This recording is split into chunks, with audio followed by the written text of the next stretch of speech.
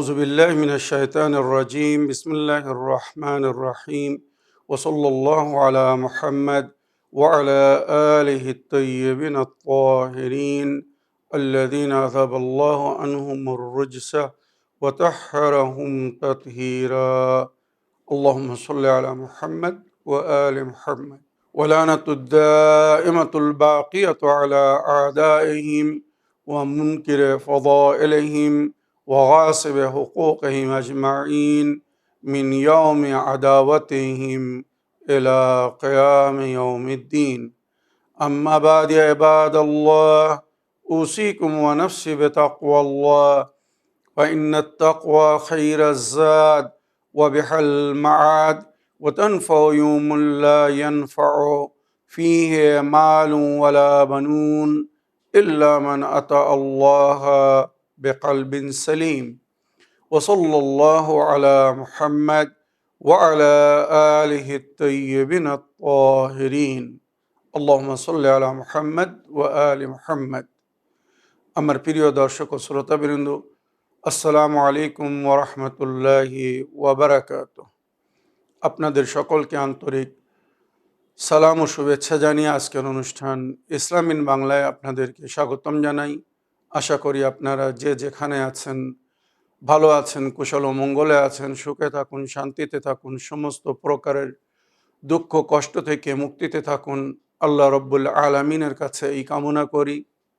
যারা অসুস্থ আল্লাহ তাদেরকে সুস্থতা দান করুন, যারা ঋণে ভুগছে আল্লাহ তাদেরকে ঋণ মুক্তি করুন। ওইরূপ যাদের জীবনে কোনো প্রকারের অভাব বা অশান্তি আছে আল্লাহ রব্বুল আলামিন তাদের সকলের জীবনে সুখ শান্তি দান করুন ও সকলের মনোকামনা আশাকে পূরণ করুন। আমাদের সকলকে সৎ পথে চলার, অসৎ পথ থেকে দূরে থাকার এবং এক অপরকে সৎ উপদেশ দেওয়ার তৌফিক দান করুন। আমরা যেন সত্য বা হক জিনিসকে জেনে শুনে মেনে তার উপরে আমাল করে সেটা অন্যদের সামনে তুলে ধরতে পারি বা সকলের কাছে পৌঁছে দিতে পারি। আল্লাহ রাব্বুল আলামিন আমাদেরকে সেই মনোবল ও নেক তৌফিক দান করুন। আমিন ইয়া রাব্বাল আলামিন। এই দোয়ার সঙ্গে আজকের পর্ব শুরু করতে চলেছি। আজও আমি বিনা কোনো ভূমিকায় সরাসরি আপনাদের পাঠানো পেন্ডিং প্রশ্নের উত্তর দিতে চাই। তাই আসুন দেখি কোথা থেকে কে কি প্রশ্ন করছেন। আজ আমি আগে আপনাদের অডিও প্লে করব, তারপরে আপনাদের টেক্সট পড়ে তার উত্তর দেওয়ার চেষ্টা করব। দেখি প্রথম প্রশ্ন কোথা থেকে কে করছেন। সালামুন আলাইকুম ইসলাম ইন বাংলা। প্রিয় সাবির ভাইজান, আমি আফরোজা বলছি। ওযু নিয়ে আমার 3টি প্রশ্ন আছে। এক, না আমরা যখন ওযু করি তখন নিয়তটা প্রথমেই করব না নাকে পানি দেবার পর করব? 2, ওযু করতে করতে সূরা কদর পড়ার ফজিলত কি? 3, ওযুয়ে জবিরা কি? একটু বিস্তারিত জানাবেন। একসাথে 3টি প্রশ্ন করার জন্য ক্ষমা চাইছি। খুদা হাফিজ, ফি আমানিল্লাহ। ওয়ালাইকুম আসসালাম ওয়া রাহমাতুল্লাহি ওয়া বারাকাতুহু। আমার প্রিয় বোন আফরোজা খাতুন বা আফরোজা বিবি, আপনার ভয়েসমেলের জন্য আপনাকে অসংখ্য ধন্যবাদ জানাই। আপনি ওযুর বিষয়ে সুন্দর 3টি প্রশ্ন রেখেছেন। আপনার প্রথম প্রশ্ন হচ্ছে, যখন আমরা ওযু করি বা ওযু করব তো নিয়াত কখন করব? ওযু শুরু করার আগেই নিয়াত করব না চেহারা ধোয়ার সময় নিয়াত করব? তো অথেন্টিক রওয়ায়াতের মধ্যে যেটা উল্লেখ হয়েছে বা কোরআনের তাফসিরের মধ্যে যেটা এসেছে, সূরা মায়েদা আয়াত নম্বর 6 ওযুর নিয়ম বলা হয়েছে, বিসমিল্লাহির রহমানির রহিম, ইয়া আইয়ুহাল্লাযীনা আমানু ইযা কুমতুম ইলাস সালাতি ফাগসিলু উজুহাকুম ওয়া আইদিয়াকুম ইলাল মারাফিক ওয়ামসাহু বিরুউসিকুম ওয়া আরজুলাকুম ইলাল কাবাইন। হে বিশ্বাসীগণ, যখন তোমরা নামাজের জন্যে প্রস্তুত হবে বা নামাজ কায়েম করতে যাবে তখন কি করবে? আগে নিজের চেহারাকে ধৌত করবে, ধুইবে। চেহারা, এখান থেকে ওযু শুরু হয়। ফরজ ওযু এখান থেকে শুরু হয়। আগে চেহারা ধুতে হবে, ফাকসুলু উজুহাকুম আইদিয়াকুম ইলাল মারাফিক, আর দুই হাতকে কোহনি কিনে থেকে আঙুলের মাথা পর্যন্ত ধুতে হবে। তারপরে শব্দ পরিবর্তন হচ্ছে ওয়ামসাহু বিরুউসিকুম, মাসাহ করবে নিজের মাথার, ওয়া আরজুলাকুম ইলাল কাবাইন, আর দুই পায়ের মাসাহ করবে, ডান হাত দিয়ে ডান পায়ের আর বাম হাত দিয়ে বাম পায়ের মাসাহ করবে ইলাল কাবাইন, কাবাইন বলে উচ্চ স্থান পর্যন্ত, পায়ের যে গোস আঙুলের মাথা থেকে শিরা থেকে নিয়ে পায়ের গোস পর্যন্ত টেনে ওটা মাসাহ করতে হবে। এটাই অজুর তরিকা কোরআনে বা তার তাফসিরে বা নবী করিম সাল্লাল্লাহু আলাইহি ওয়াসাল্লাম যখন কোরআনের এই আয়াত বা অজুর বিষয়ে ব্যাখ্যা করেছিলেন, তো এই ফরজ যেগুলো কোরআনের আয়াতের মধ্যে জিক্র হয়েছে, এর আগে আমরা যে 3 বার গোস পর্যন্ত দুই হাতকে ধুয়ে নিই, 3 বার কুলি করি, 3 বার নাকে পানি দিই, এগুলো সুন্নত। এগুলো যদি কেউ না করে তাও তার অজু হবে, মনে রাখবেন। অনেক সময় আমরা কিছু পানাহার করে থাকি, মুখের মধ্যে অনেক কিছু লেগে থাকে, তাই ওটাকে কুলি করে পরিষ্কার করতে বলা হয়েছে। বা অনেক সময় আমাদের নাকে হয়তো সামান্য ময়লা ধুলো মাটি থাকে, এইগুলোকে পরিষ্কার করে নিতে বলা হয়েছে নামাজে দাঁড়ানোর আগে, যাতে কোনো প্রকারের অসুবিধা না হয়। মনে রাখবেন, বা হাত গোস পর্যন্ত আগে ভালো করে ধুয়ে নিতে বলা হয়েছে। তো এগুলো হচ্ছে সুন্নত। এবারে যেটা অথেন্টিক, আমাদের বুজুর্গান ওলামারা বলেছেন নিয়াতের সম্পর্ক অন্তরের সঙ্গে। সুতরাং অজু করার সময় যদি কেউ মনে মনে নিয়াত করে নেয় যে আমি এই অজু করিতেছি নামাজ পড়িবার জন্যে, আল্লাহর উপাসনা বা ইবাদতের জন্যে, যথেষ্ট। অজুর শুরুতেও যদি কেউ নিয়াত করতে চায় করতে পারে, তবে আসল অজুর নিয়াত যেটা সমস্ত ধার্মিক শরিয়াতের সংবিধানের বইয়ের মধ্যে লেখা হয়েছে, তাওজুল মাসাইল বা অন্য সমস্ত শরিয়াতের সংবিধান যেখানে লেখা হয়েছে, ওখানে বলা হয়েছে যখন আমরা নাকে পানি দেওয়ার পরে চেহারা ধুতে যাব, যেটা কোরআনে অজুর তরিকা বলা হচ্ছে ফাকসুলু উজুহাকুম, এখান থেকে আসল অজু শুরু হচ্ছে। এর আগে যেগুলো আমরা করলাম ওগুলো সুন্নত, মনে রাখবেন। যদি করি সওয়াব, না করলে কোনো অসুবিধা নেই, কিন্তু চেহারা না ধুলে তার অজু হবে না। তো বলা হচ্ছে এখান থেকে কমস কম নিয়ত করে অজুর নিয়াতে চেহারা ধুতে হবে। তো আমি অজু করিতেছি পবিত্র থাকিবার জন্য, কুরবাতান ইলা আল্লাহ, পাক থাকার জন্য। এইভাবে অজু করে যদি কেউ পাক থাকে, পরে নামাজের সময় হয়ে গেলে ওই অজুতেই নামাজ পড়তে পারবে, কোনো অসুবিধা নেই, পুনরায় তাকে অজু করার প্রয়োজন নেই। তবে এটাও বলা হয়েছে যদি কেউ আগে থেকে অজু করে থাকে, পবিত্র থাকে, পাক থাকে, নামাজের সময় হয়ে গেলে পুনরায় আরো একবার, সে পাক আছে ওই অবস্থায় নামাজ পড়লে পড়তে পারবে, কোনো অসুবিধা নেই। তবে পুনরায় যদি আরো একবার অজু করে তো নূরুন আলা নূর, এটা উত্তম বলা হয়েছে, ফরজ না, তবে এটাকে সুন্নত বলা হয়েছে। যে অজু আগে থেকে করে আছে কিন্তু নামাজের সময় হয়ে গেছে, পুনরায় আবার নামাজের জন্য যখন অজু করবে তো সে সওয়াবের কাজ করবে। তো এবারে মনে রাখবেন, আসল অজু হচ্ছে চেহারা ধোয়া থেকে শুরু হয়। তো এই সময় নিয়ত করতে বলা হচ্ছে, হাতে পানি নিয়ে নিয়ত করবেন আমি অজু করিতেছি পবিত্র হইবার জন্য, বা অজু করিতেছি নামাজ পড়িবার জন্য, কুরবাতান ইলা আল্লাহ বলে চেহারাকে, মুখমণ্ডলকে এই চুল ওঠার জায়গা থেকে নিয়ে, কপালের উপরে যেখান থেকে চুল ওঠে, মাথার চুল, ওখান থেকে নিয়ে এই টুড্ডি মানে দাড়ির নিচে পর্যন্ত এইটাকে পুরো চেহারাকে ভালো করে ধুতে হবে, মনে রাখবেন। তারপরে বাম হাতে পানি নিয়ে ডান হাতকে ধুতে হবে, ডান হাতের কোহনের ওপর থেকে নিয়ে আঙুলের মাথা পর্যন্ত, উপর থেকে নিচে থেকে চারিদিক থেকে ভালো করে ধুতে হবে। তারপরে ডান হাতে পানি নিয়ে বাম হাতকে কোহনি থেকে নিয়ে আঙুলের মাথা পর্যন্ত ভালো করে ধুতে হবে। দুই হাতকে, আগে ডান হাত পরে বাম হাতকে ভালো করে ধুতে হবে। তারপরে এই অনেকেই দেখেছি ভুল করে, ডান হাতের উপরে এইভাবে বাঁ হাত টানে, ডান হাত দিয়ে বাম হাতের উপরে এইভাবে টানে। এই তারতিব নষ্ট করলে কিন্তু অজু নষ্ট হয়ে যাবে, অজু বাতিল হয়ে যাবে। ডান হাত ধোয়ার পরে বাম হাত ধুতে হবে, বাম হাত ধোয়ার পরে আর ডান হাতকে টাচ করলে হবে না। এবারে এই যে ডান হাতে পানি লেগে আছে তরল, এই তরল দিয়ে মাথার মশা করতে হবে, মনে রাখবেন মাথার মশা করতে হবে। যদি চুল ছোট ছোট হয়, সামান্য চুল হয়, তার উপরে যদি মাসা করা হয় তো বোঝা যায় যে আমাদের হাত স্কিনকে টাচ করছে, চুলের গোড়ায় পানি পৌঁছে যাচ্ছে, তো ওখানে সোজাসুজি মাথার উপরে অজু মাসা করলে তার মাসা হয়ে যাবে। কিন্তু যদি চুল বড় হয়, যেমন নারীদের চুল বা পুরুষদের অনেক চুল বড় হয়, ঘন চুল হয়, যেখানে বোঝা যায় না যে তার হাতের এই তরল বা এই পানি তার স্কিনকে টাচ করেছে না, তখন বলা হচ্ছে শীতে কেটে নিতে হবে, চুল ভাগ করে নিতে হবে, আর মাঝখান থেকে মাসা টান করতে হবে যাতে স্কিনে বা চুলের গোড়ায় পানি পৌঁছে যায়। তারপরে ডান হাত দিয়ে ডান পায়ের আঙুলের মাথা থেকে নিয়ে পায়ের গোস পর্যন্ত, উচ্চ জায়গা পর্যন্ত, কাপ যাকে বলা হয় উচ্চ জায়গা, ওখান পর্যন্ত টেনে মাসা করতে হবে। তারপরে বাম হাত দিয়ে বাম পায়ের মাসা করতে হবে। এই হচ্ছে অজুর প্র্যাকটিক্যাল নিয়ম বা তরিকা বললাম। আর অজুর নিয়াত করার উত্তম সময় হচ্ছে মুখমণ্ডল বা চেহারাকে ধোয়ার সময়। আশা করি আপনার প্রথম প্রশ্নে আপনি উত্তর পেয়েছেন। এবারে আপনার দ্বিতীয় প্রশ্ন ছিল যে অজু করার সময় সূরা কদর, সূরা ইন্না আনজালনা পড়ার সওয়াব কি? তো যেটা রওয়ায়াতে উল্লেখ হয়েছে, যদি কেউ অজু করার সময় অজুর যে বিভিন্ন দোয়া, পার্টস অফ অজু একটা একটা করে যখন আমরা হাত ধুইব, কুল্লি করব, নাকে পানি দেবো, চেহারা ধুইব, ডান হাত ধুইব, বাম হাত ধুইব, মাথার মশা করব, ডান হাত দিয়ে ডান পায়ের মশা করব, বাম হাত দিয়ে বাম পায়ের মশা করব, তো সমস্ত অংশের জন্য বিশেষ দোয়ার জিকির হয়েছে শরিয়াতে।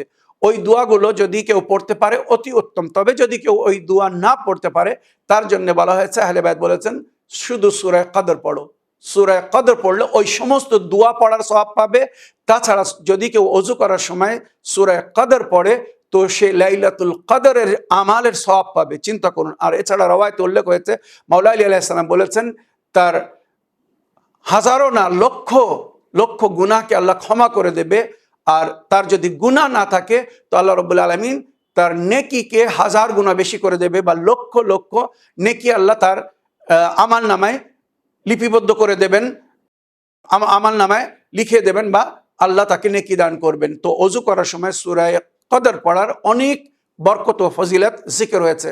আশা করি আমার প্রিয় বোন আপনি আপনার দ্বিতীয় প্রশ্নের উত্তর পেয়েছেন। এবার আপনার তৃতীয় প্রশ্ন ছিল অজুয়ে জাবিরা কিভাবে করতে হবে, বা অজুয়ে জাবিরা কি? জাবিরা মানে মনে করুন আজায়ে অজু, অজুর অংশ। উদাহরণস্বরূপ বলছি, এই হাতে চোট লেগেছে, কেটে গেছে, বা কোনো অ্যাক্সিডেন্টে মনে করুন হাত ভেঙে গেছে, আয়াজুবিল্লাহ, খোদা না করুক কারোর সঙ্গে যেন এমন হয়। এবারে আপনার হাতের উপরে পাট্টি বাঁধা আছে, জখমের উপরে পাট্টি বাঁধা আছে, বা প্লাস্টার চালানো আছে হয়তো ভেঙে যাওয়ার কারণে। তো শরিয়াতে বলছে অজুতে যে ধোয়ার অংশটা পুরোটা ধুতে হবে। এবারে যদি এই হাতের উপরে মনে করুন পাট্টি বাঁধা আছে, প্লাস্টার লাগানো আছে, আপনি ওটাকে ধুতে পারছেন না, তো শরিয়ত বলছে এখানে অজুয়ে জাবিরা করো। অজুয়ে জাবিরা মানে যতটা ধোয়া সম্ভব, মনে করো মাঝখানে পাট্টি বাঁধা আছে বা প্লাস্টার করা আছে, তার ওপরে বা তার নিচে যতটা ধোয়া সম্ভব ততটা ধুয়ে ফেলো। আর হাতে যে তরল আছে, নামি আছে, পানি আছে, ওটা দিয়ে ওই জাবিরার উপরে শুধু মাসা করে দাও, টেনে দাও, যথেষ্ট হয়ে যাবে। আল্লাহ ওটাকে গ্রহণ করে নেবেন, কবুল করে নেবেন। যদি ওই জাবিরা মানে পাট্টি বা প্লাস্টার যেটা বাঁধা আছে, যদি ওটা পাক পবিত্র হয়ে থাকে, বুদ্ধিজীবীর জন্য ইশারা যথেষ্ট, যদি পাক পবিত্র হয়ে থাকে, তাহলে ওর ওপরে হাত টেনে দেবেন। আপনার হাত পুরো ধোয়াতে গণ্য হবে। তবে এখানে বলা হয়েছে, যদি কারুর প্লাস্টার পাট্টি যদি নাপাক হয়ে থাকে, অপবিত্র হয়ে থাকে, তাহলে অজুর সঙ্গে সঙ্গে তাকে তায়াম্মুমও করতে হবে। মনে রাখবেন, যদি ওটা নাপাক হয়ে থাকে তাহলে অজুর পরে তায়াম্মুমও করতে হবে নামাজের জন্য। আর যদি ওটা পাক হয়ে থাকে, তাহলে অজুয়ে জাবিরা যথেষ্ট, আপনাকে কোনো তায়াম্মুম করার প্রয়োজন নেই। তো অজুয়ে জাবিরা কাকে বলে আশা করি বুঝতে পেরেছেন আমার প্রিয় বোন। আশা করি আপনার তিনটি প্রশ্নের আপনি পরিপূর্ণ উত্তর পেয়েছেন। এবারে অজুর থেকে রিলেটেডই একটা প্রশ্ন, তাই আমি এটা পড়তে চাই, তারপরে ইনশাল্লাহ বাকি অডিও প্লে করব। কেবলা, সালামুন আলাইকুম। মাথা মাসা করার সময় চুল ছোট থাকলে চুলের উপরে মাসা হয়ে যায়, কিন্তু চুল লম্বা হলে চামড়া কিংবা চুলের গোড়ায় মাসা করতে হয়। কেবলা, ছোট চুলে মাসা জায়েজ হলে বড় চুলে চামড়ার গোড়ায় কিংবা চামড়ায় কেন মাসা করতে হয়? চামড়া কিংবা চুলের গোড়ায় ঠিক মতো মাসা হচ্ছে কিনা সেটা বোঝার উপায় আছে কি? আয়না থাকলে দেখে দেখে অজু করা যায়, কিন্তু যেখানে আয়না নেই সেখানে কিভাবে সহজে মাসা করা যায় বা যাবে? এতে একটু অজু কঠিন বলে মনে হয়। একদিনই ভাই এর স্বীকারোক্তি, নাম উল্লেখ করলাম না, কিন্তু আপনার কাছে প্রশ্ন রাখলাম। ওয়ালাইকুম আসসালাম রহমতুল্লাহি ওয়া বারাকাতুহু। আমার প্রিয় ভাই আলী মেহেদী নূর সাহেব, আপনার এই চিঠি লেখার জন্যে আপনাকে অনেক অনেক ধন্যবাদ জানাই। শরিয়াতে দেখুন, মাসা করার সময় আসল কথা হচ্ছে এই যে মাথার চামড়া বা পায়ের চামড়া যার উপরে আমরা মাসা করি, বাধা সৃষ্টি যদি কোনো জিনিস থাকে, যেমন চুল বা মনে করুন যেমন এর আগের প্রশ্নের উত্তরে বললাম কোনো পাট্টি থাকে, তো সেটাকে সরাতে হবে, যতক্ষণ সরানো সম্ভব সরাতে হবে। যদি না সরানো যায় তখন অজুয়ে জাবিরা করতে হবে। কিন্তু চুলের জন্য অজুয়ে জাবিরা করার অনুমতি নেই, বা চুলের ক্ষেত্রে অজুয়ে জাবিরা হবে না। চুল যদি ছোট ছোট হয়, ছোট ছোট মানে একদম ছোট ছোট, যেখানে আমরা মাসা করি যখন চুলের উপরে হাত টানি, তো আমাদের হাত, এই যে হাতের ত্বক, এই চামড়া মাথার চামড়ার সঙ্গে স্পর্শ করে, যার কারণে আমরা বুঝতে পারি। মনে করুন এই যে তরল ঠান্ডা পানি, এটা চামড়াকে যখন স্পর্শ করে সবাই বুঝতে পারে যে হ্যাঁ আমার হাত চামড়ার সঙ্গে স্পর্শ করছে। তো এভাবে সরলভাবে বোঝা যায় যে আমার হাতের পানি বা হাতের চামড়া মাথার চামড়ার সঙ্গে টাচ করেছে। এইভাবে অজু সঠিক হয়ে যাবে। চুল যদি ছোট ছোট হয় আপনি অনুভব করতে পারবেন, বুঝতে পারবেন। ওইভাবে পায়ের মাসা করার সময় অনুভব হয়ে যায়, বুঝতে পারবেন যে আপনার পায়ের চামড়ার উপরে হাত লেগেছে, টাচ হয়েছে। কিন্তু যখন চুল বড় হয়ে যায়, যেমন নারীদের চুল বা পুরুষদের ঘন চুল যদি থাকে, তো শরীয়তে বলা হয়েছে চুলের উপরে যদি হাত টানেন আর যদি মাথার চামড়ায় তার কোনো অনুভব না হয়, মানে ঠান্ডা হাত বা পানি চুলের গোড়ায় পৌঁছে গেছে বা স্কিনে টাচ হয়ে গেছে, তার কোনো একটা অনুভব হচ্ছে না, এই ক্ষেত্রে আপনাকে বলা হচ্ছে আপনার কে মাং বাহির করতে হবে, মানে শীতে বাহির করে নিতে হবে। নারীদেরকে যেমন বলা হচ্ছে চুল দুই সাইডে সরিয়ে দিয়ে, বা পুরুষদের জন্য বলা হচ্ছে চুল দুই সাইডে সরিয়ে দিয়ে ওই মাঝখানে মাসা করতে হবে 4 আঙুল দিয়ে। মনে করুন আমরা এইভাবে টেনে মশা করি, কিন্তু যখন শীতে বাহির করে মাং বাহির করে মাসা করবেন, তখন এই 4 আঙুলকে এইভাবে রেখে এইভাবে মাসা করতে হবে। আঙুলের এই যে ভেতরের অংশটা বা তরল পদার্থ যেন স্কিনে টাচ হয় বা চামড়ায় ত্বকে টাচ হয়, একটা অনুভব হয় যে হ্যাঁ চামড়া পানি পৌঁছে গেছে বা চুলের গোড়ায় পানি পৌঁছে গেছে। তো আমার প্রিয় ভাই, আশা করি আপনার প্রশ্নে আপনি উত্তর পেয়েছেন। এবারে অডিও প্লে করি। আসসালামু আলাইকুম সাব্বির রাজা ভাইজান, আমি বাংলাদেশ থেকে লতা বলছি। আশা করি আপনি ভালো আছেন। আমার একটা প্রশ্ন ছিল, আমরা অনেক সময় তাহাজ্জুদ নামাজ পড়তে উঠি। তাহাজ্জুদ নামাজ পড়ার সময় রাতের শেষ ভাগে বলা হয়েছে, তো অনেক সময় আমাদের হাতে সময় কম থাকে, তো তাহাজ্জুদের নামাজ পড়তে পড়তে ফজরের ওয়াক্ত শুরু হয়ে যায়। তো আমাদের যখন ফজরের ওয়াক্ত শুরু হয়ে যাবে, তখন কি তাহাজ্জুদের নামাজ পুরা শেষ করে 11 রাকাত নামাজ কমপ্লিট করে তারপর ফজরের নামাজ পড়া যাবে? এই বিষয়ে একটু জানাবেন। আসসালামু আলাইকুম ওয়া রাহমাতুল্লাহি ওয়া বারাকাতুহু। ওয়ালাইকুম আসসালাম রহমতুল্লাহ ওবরাকাত। আমার প্রিয় বোন বা আপামনি, আপনার ওয়াইসমেলের জন্য আপনাকে অসংখ্য ধন্যবাদ জানাই। আপনি আমাদের নিয়মিত দর্শক, সুন্দর একটি প্রশ্ন রেখেছেন। তাহাজ্জুদ নামাজ পড়ছেন, আল্লাহ আপনার নেক তৌফিকাতে বৃদ্ধি করুন।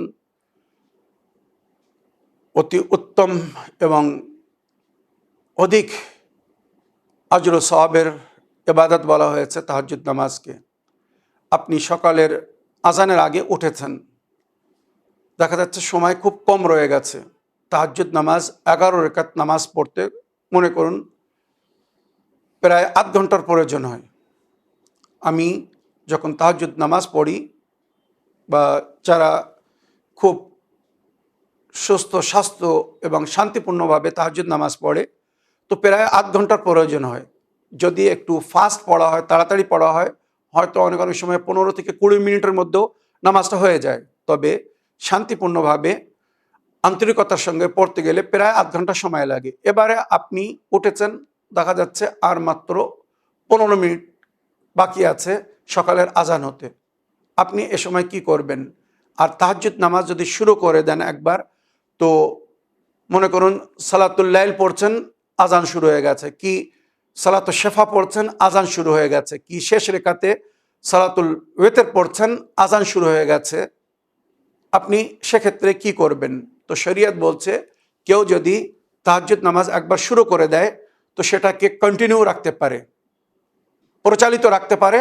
তাহাজ্জুদ নামাজ শেষ করার পরে সকালের নামাজ শুরু করবে, সকালের নফল নামাজ বা ফরজ নামাজ পড়বে। কেননা এই সময়টা সে আল্লাহর উপাসনার মধ্যে নিজেকে ব্যস্ত রেখেছে, আল্লাহর উপাসনার মধ্যে আছে। সুতরাং এই পুরো টাইমটা আল্লাহর ইবাদতে গণ্য হবে। তাকে যদি সে তাহাজ্জুদ নামাজ ছেড়ে, মনে করুন তাহাজ্জুদ নামাজ 8 রাকাত সালাতুল লাইল পড়া হয়ে গেছে, এবার আজান হয়ে গেল, আপনি ওয়েতর নামাজ এবং নামাজে শেফাকে, এই 3 রাকাত নামাজকে পোস্টপোন করতে পারেন, সকালের নামাজের পরেও পড়তে পারেন, কোনো অসুবিধা নেই। কি সালাতুল লাইল মানে 8 রাকাত নামাজের শেফা বা সালাতুল লাইল পড়া হয়ে গেছে, 2 রাকাত নামাজের শেফা পড়ে হয়ে গেছে, এবারে দেখছেন 1 রাকাত ওয়েতর নামাজ যেই পড়তে যাবেন আজান হয়ে গেল, তো আপনি কি করবেন? 1 রাকাত নামাজে ওয়েতর আগে পড়ে নেবেন, না আগে সকালে নামাজ পড়ে তারপরে ওয়েতর নামাজ পরে পড়বেন? আপনি আগে ওয়েতর নামাজ পড়তে পারেন, নামাজ শেষ করার পরে সকালে নামাজ শুরু করুন, এটাই উত্তম। তবে যদি আপনি ওয়েতর নামাজকে ছেড়ে, এটা নফল আর ফরজ নামাজকে আউয়ালে ওয়াক্ত পড়তে বলা হয়েছে, তো যদি আপনি এই নফলকে ছেড়ে এবারে যদি সকালের নামাজ আগে পড়তে চান, সকালের নামাজের পরে ওয়েতর নামাজ পড়তে চান, পড়তে পারবেন, কোনো অসুবিধা নেই, আপনি সমান আজর সওয়াব পাবেন। তবে আমাদের মুরব্বীগণ আরেফিনরা যারা এই উপাসনা, এই ইবাদত, এই তাহাজ্জুদ নামাজের মাধ্যমে অনেক উচ্চ স্থান লাভ করেছিলেন, বা নবীর আহলে বাইতের তালিমাতের মধ্যে যেটা উল্লেখ হয়েছে, যদি কেউ তাহাজ্জুদ নামাজ শুরু করে তো নামাজ পুরো করার পরে সে যদি সকালের নামাজ পড়ে, যদি আউয়ালে ওয়াক্ত হয়েও যায় কোনো অসুবিধা নেই, তাহাজ্জুদ নামাজকে আগে পুরো করে নিন, তারপরে সকালের নফল নামাজ পড়ুন, তারপরে সকালের ফরজ নামাজ পড়ুন, এইভাবে আপনি কন্টিনিউ করতে পারবেন। আশা করি আপনার প্রশ্নের আপনি উত্তর পেয়েছেন।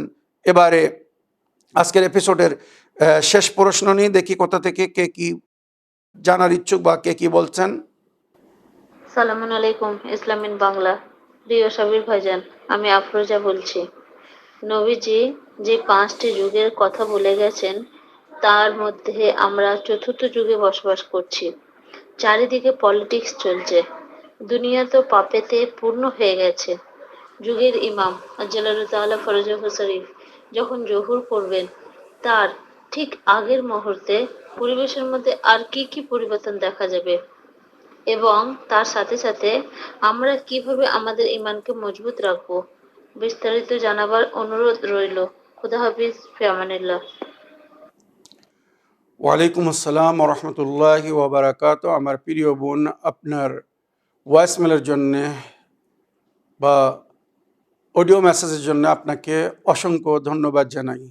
আমার প্রিয় বোন, আপনি জানতে চেয়েছেন নবী করিম সাল্লাল্লাহু আলাইহি সাল্লামের সেই বিশ্ববাণী, ভবিষ্যবাণী, শেষ যুগের সম্পর্কে নবী করিম সাল্লাল্লাহু আলাইহি সাল্লাম যেটা বলেছিলেন, সাতামুররু উম্মতি বা'দি বিখামসাতি আদওয়ার, আমার পরে আমার উম্মত 5টি পিরিয়ড কাটাবে।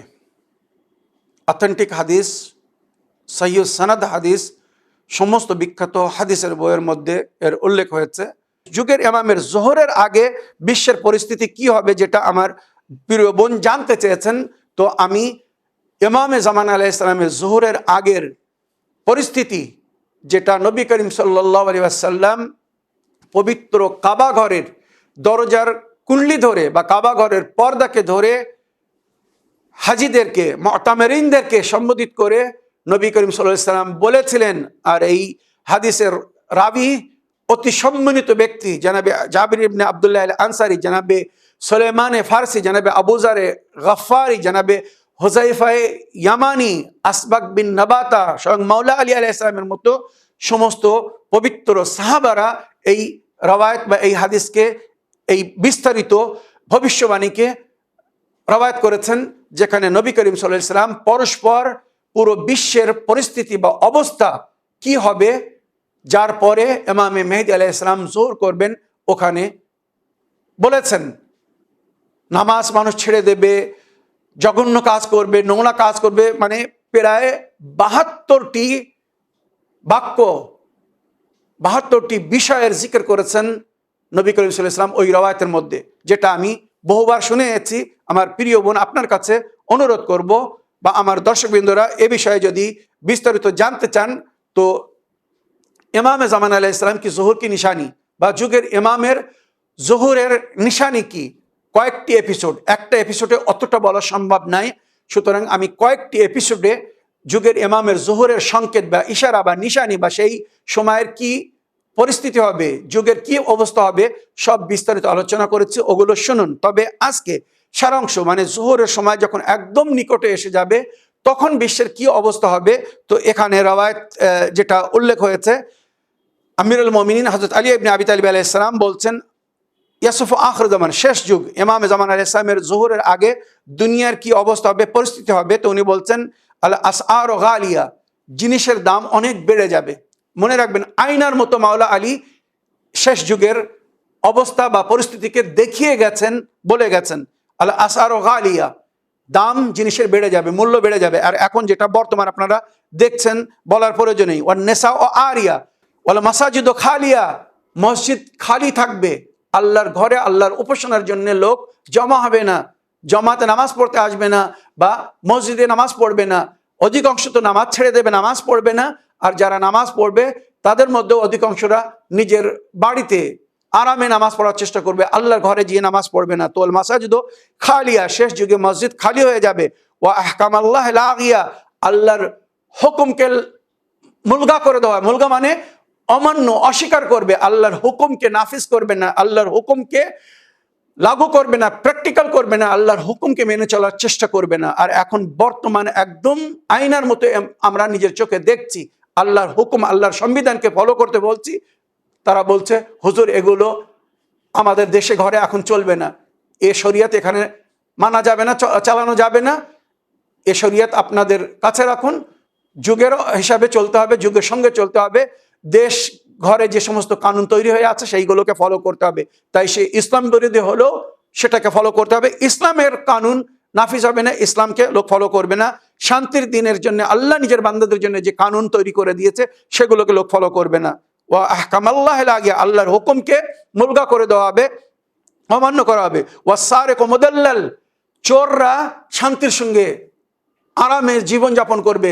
আর সেই চোর, মনে করেন রাতের অন্ধকারে যারা চুরি করে তারা তো চোর ছিল, মনে করেন সরকারি মাল যারা লুটপাট করে খাচ্ছে, দেশের অন্য সমস্ত সরকারি সংস্থায় বা বেসরকারি সংস্থা আপনারা দেখছেন কিভাবে লুটপাট চলছে, কিভাবে অন্যের অধিকার অন্যরা গোপনে খেয়ে ফেলছে, এও চুরি মধ্যে গণ হচ্ছে। তো এই সমস্ত চোরেরা খুব আরামে জীবনযাপন করবে আর মানুষ সেই সময় কষ্টে জীবনযাপন করবে। আর এগুলো আয়নার মতো আমরা চোখে দেখছি, মাওলা যা বলেছেন এটা ঘটবে, ঘটছে। ওয়াল মুজাহিদু বিকুয়ুদিহি মুকাব্বাল, আর যারা যোদ্ধা বা সৈনিক হবে, সিপাহী হবে, এরা মানে অন্যায়ের বিরুদ্ধে লড়াই করতে পারবে না, এদের হাত বাঁধা থাকবে। ওয়াল মুজাহিদ বিকুয়ুদিহি মুকাব্বাল, মুজাহিদদের হাত বাঁধা থাকবে। মানে কি, সরকারি অর্ডার পাইনি, আমরা কি করে পদক্ষেপ নেব, সরকার আমাদেরকে অনুমতি দিচ্ছে না, যতক্ষণ কোর্ট অর্ডার না দেবে, সরকার অর্ডার না দেবে আমরা কিছু বলতে পারবো না, কিছু করতে পারবো। আর জেনাও হালালুন, জেনা হালাল হয়ে যাবে, মানে ধর্ষণকারী অধিক হয়ে যাবে, মানুষ জেনা করবে, ধর্ষণকারী করবে, কিন্তু পবিত্র হালাল বিয়ের মাধ্যমে সম্পর্ক গড়ে যে হালাল সম্পর্ক করতে সেটা হবে না, থাকবে না। ও জওয়াজ মহাল, শেষ যুগে বিয়ে করা মহাল হয়ে যাবে, মানে একটা অসম্ভব কাজ হয়ে যাবে, মানে বিয়ে করা এত কঠিন হয়ে যাবে।